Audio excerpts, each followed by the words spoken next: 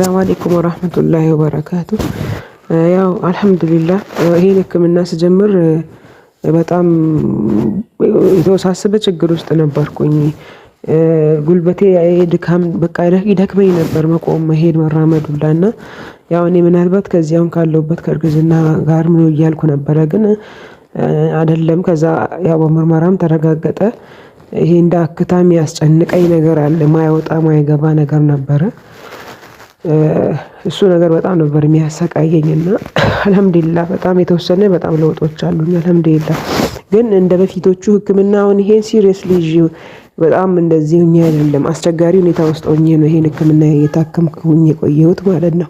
ከጅምሩ ያው አብዛኛውን ጊዜ ሀኪም ቤት ማደር ነበረብኝ እና እንደዛ ሲሆን ደግሞ የሆነ ጥግ ላይ ቁጭ ብዬ ድምፄን በደንብ እንዲህ በነሻጣ አይደለም ዱዓ ሳረግም የነበረው። ያው አላህ ውስጥ አዋቂ ነው አላ ኩሊ ያልን አልሐምዱሊላህ። አሁንም ቀንሶልኛል በጣም በአንድ በኩል ብቻ አፍንጫዬ ይደማኝ የነበረው እንደ እንትን ይለኝም የነበረው በጣም ቀንሷል ለውጥ አለው።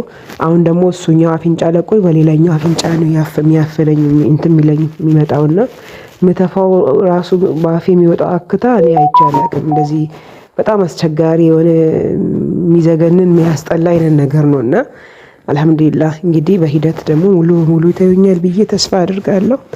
ካለሁበት ያልተመቻቸ ሁኔታ ነው እንጂ ኢንሻአላህ እንደበፊቶቹም በደንብ እንዲህ በጥሩ ሙድ ሆኜ ብሆን እገላገላለሁ። ከሁሉም በላይ ደግሞ አላህ ውስጥ አዋቂ ነውና እናንተም በዱዓ አግዙኝ በደንብ እንዲሻለኝ ኢንሻአላህ።